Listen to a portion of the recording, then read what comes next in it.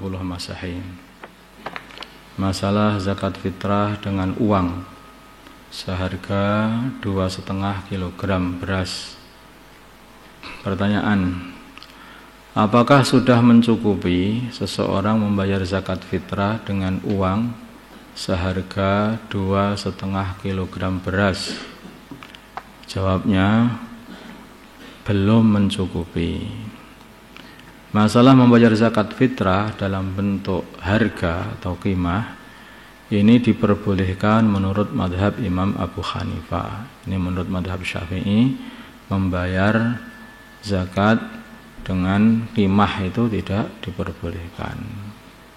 Zakat fitrah dengan qimah harus dengan beras atau gandum atau itu. Ini yang membolehkan membayar dengan qimah atau membayar dengan harga barang pokok itu adalah madhabnya Imam Abu Hanifah. Makanya kalau kita pengen membayar dengan harga, maka harus ikut dengan Imam Abu Hanifah. Caranya seperti itu. Syekh Ibnu Hajar dan Imam Bulkini juga membolehkan membayar zakat dalam bentuk qimah atau harga dengan syarat ikut kepada ulama yang membolehkan, yaitu Imam Abu Hanifah. Nah, dalam bertaklid ini kepada madhab lain, kita harus dalam satu permasalahan semuanya utuh. Caranya begini: jenis makanan yang diperlukan untuk zakat fitrah dalam madhab Imam Abu Hanifah atau Hanafi ada 4 perkara. Yang pertama adalah setengah sok gandum khintah, setengah sok gandum. Kemudian 1 sok syair, 1 sok syair. Kemudian 1 sok tamer, yaitu kurma kering, atau 1 sok zabib, ini anggur kering. Itu yang barang-barang yang dibuat untuk berzakat, makanan-makanan yang bisa dibuat untuk berzakat. Soknya pun juga berbeda ukurannya. Kalau kita 2,5 mungkin sudah boleh ya, 2,5 itu, atau 2,6 ya, 2,6 itu kita sudah boleh. Kalau Imam Abu Hanifah soknya lebih banyak. 1 sok menurut Imam Abu Hanifah adalah 3.800 gram, 3 kilo, 8 kilogram, 3 kilo 8 on. Ada sebagian ulama mereka berpendapat bahwa 3 kilo 1/4. Nah, 3 kilo 1/4. Sehingga jika ingin membayar zakat dalam bentuk harga, maka seharga, kalau khintah, seharga setengah sok, yaitu setengah sok itu 1 kilo, 9 on gandum khintah. Harganya berapa di sini nanti tanya sendiri di pasar sana, wallahu alam. Atau 3,8 kilogram gandum syair. Kelihatannya ini juga susah dicari ini. Ini yang agak mudah ini. 3,8 kilogram tamer, kurma kering. Banyak ini di koperasi juga banyak. Kamu tanya harganya berapa di situ per kilonya. Kamu kalau tinggal ngalikan 3 kali 8 itu 3,8 kilo itu berapa harganya. Atau 3 kali 8 kilogram zabib, yaitu anggur kering. Anggur kering itu yang biasa yang kismis itu.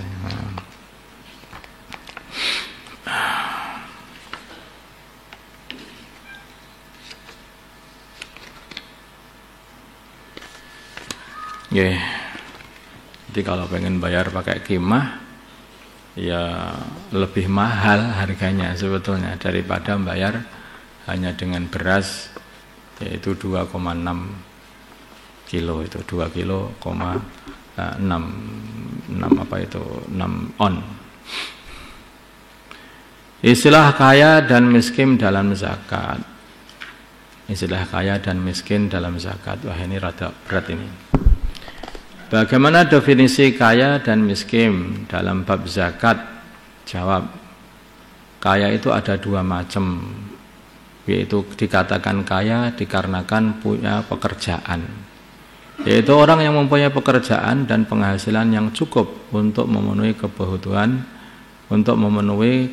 atau keperluan harian dia dan keluarganya, meskipun dia tidak mempunyai harta simpanan sama sekali, tapi pekerjaannya sudah cukup. Mungkin dia itu sehari menghabiskan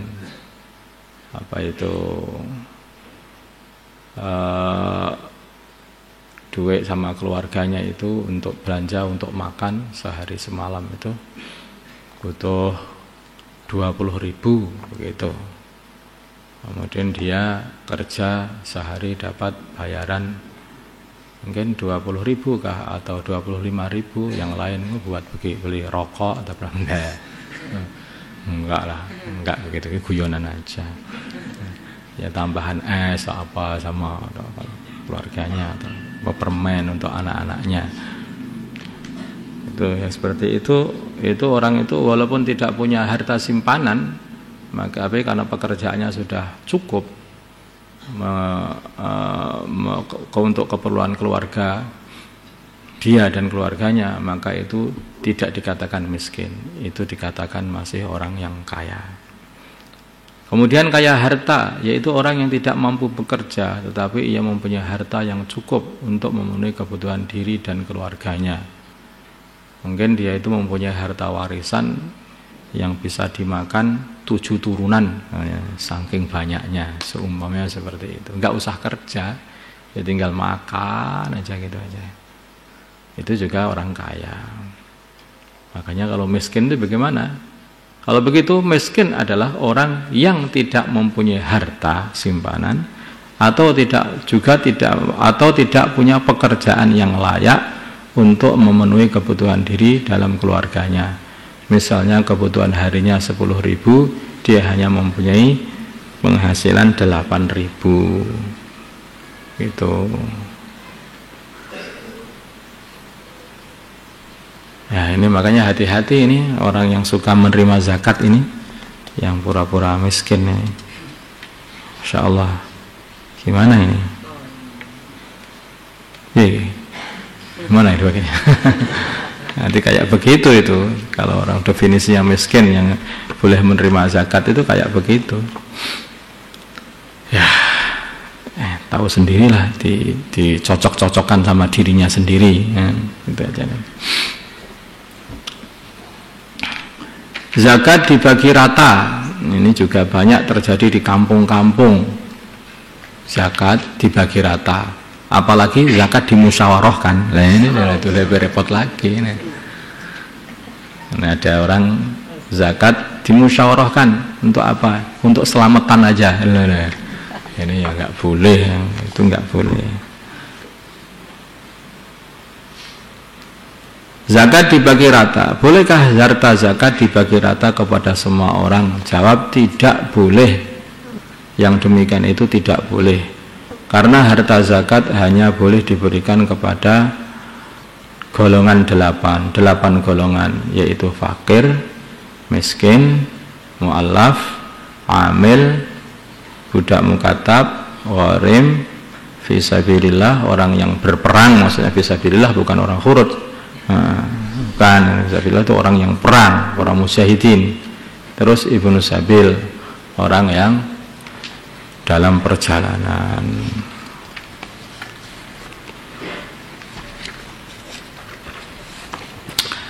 Salat sunnah bagi orang yang punya qadhaan salat fardu.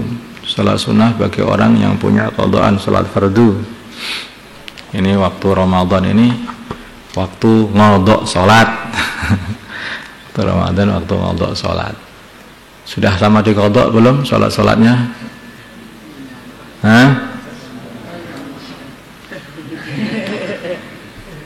Sudah belum? Oh, semuanya punya qadhaan ternyata.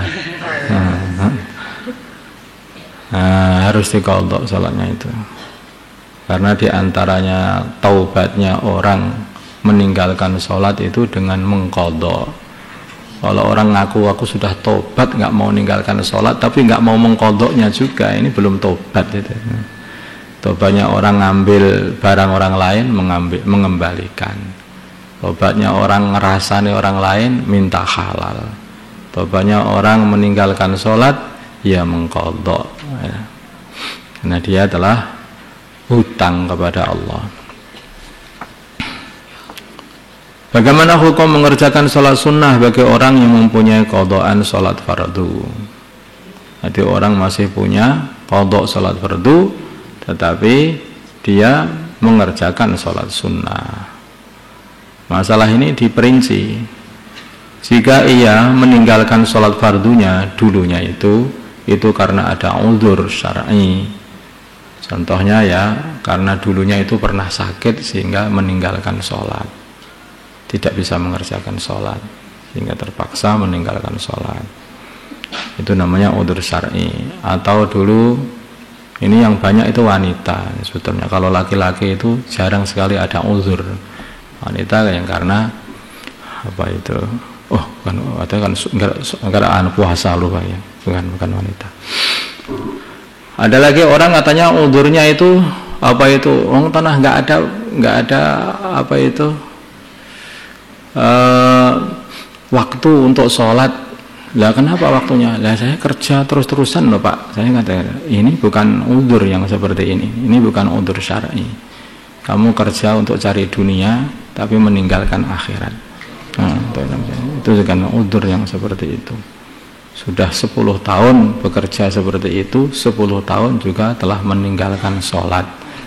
Nah, sama tukang pabriknya itu nggak boleh loh saya itu sholat. Tukang pabrik melarang sholat, Gusti Allah menyuruh sholat, lebih taat tukang pabrik. Coba, gitu ya. Jadi ini banyak dibuat alasan yang seperti ini. Ya kalau itu kamu tidak bisa situ ya cari pekerjaan yang lain kan yang kamu bisa mengamalkan agama.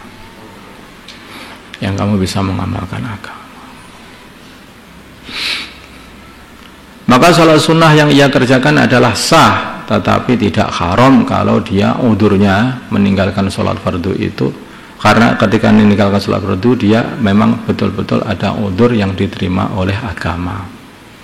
Jika meninggalkannya karena tidak ada udur, dan ini kebanyakannya, maka sholat sunnah yang ia kerjakan sah, tetapi dia berbuat seperti itu adalah haram. Dia haram berbuat sholat sunnah karena mendahulukan meninggalkan yang wajib, kemudian mengamalkan yang tidak wajib. Ini haram, tapi sah saja, tapi tetap haram. Tambah dosa akhirnya nanti.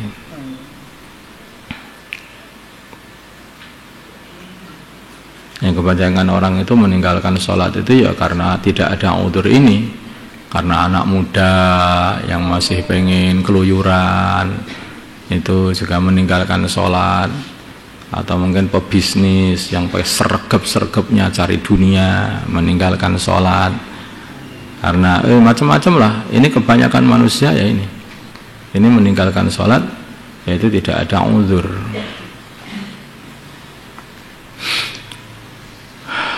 Masalah pendapat bersegera di dalam mengqadha sholat. Kemudian masalah cepat-cepat mengqadha kapan. Pendapat pertama, jika ia meninggalkannya karena ada uzur syar'i, maka disunnahkan untuk bersegera mengqadha sholat fardunya.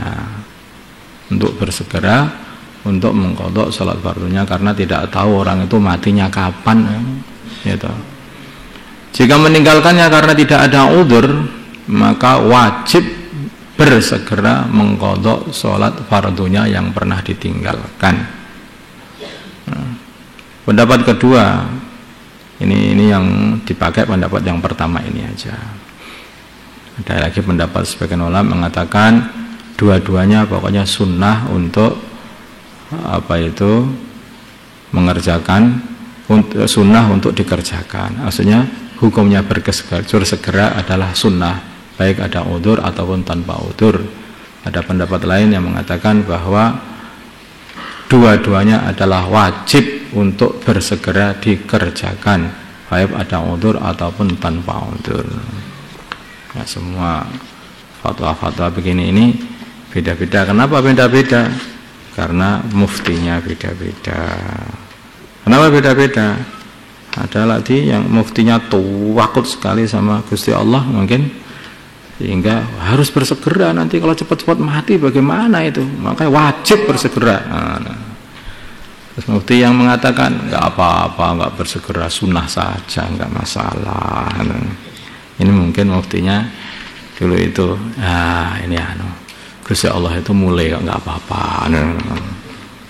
Orang itu kadang-kadang yang dibuka dhauknya itu, ya tergantung bukanya Allah di hatinya. Ketika ada rasa khauf yang luar biasa, maka tidak bisa menahan untuk yang cepat bersegera menyelesaikan kewajiban-kewajibannya. Tapi orang itu dalam kondisi seperti ini yang baiknya yang ditampaknya itu khauf. Kalau orang itu merasa baru bermaksiat, yaitu meninggalkan sholat, itu khaufnya itu yang didahulukan, bukan nggak apa-apa, Gusti Allah At-Tawwabur Rahim. Yang seperti ini harus ditempeleng kepalanya. Nanti nggak boleh seperti itu. Kalau orang itu dalam bermaksiat itu harus dirasakan rasa khauf, sehingga dia itu hendang cepat-cepat ditaubati. Kalau orang itu aja itu ketika taat saja itu masih ada dirasakan ini diterima atau tidak amal saya, diterima atau tidak. Sudah sholat fardu, ditambah lagi sholat qobliyah, tambah lagi sholat ba'diyah, tambah lagi sholat sunnah. Biar apa kok tambah-tambah? Ya karena itu, walaupun sudah memenuhi kewajiban, masih belum marem. Kalau belum dituambal sana tambal sini, biar betul-betul kokoh nanti diterima oleh Allah Subhanahu wa taala. Karena sholat sunnah kita ini ya akan menambal sholat fardu kita gitu. Makin banyak sholat sunnah, maka makin kita ini ada harapan sholat fardu kita diterima oleh Allah. Astagfirullah.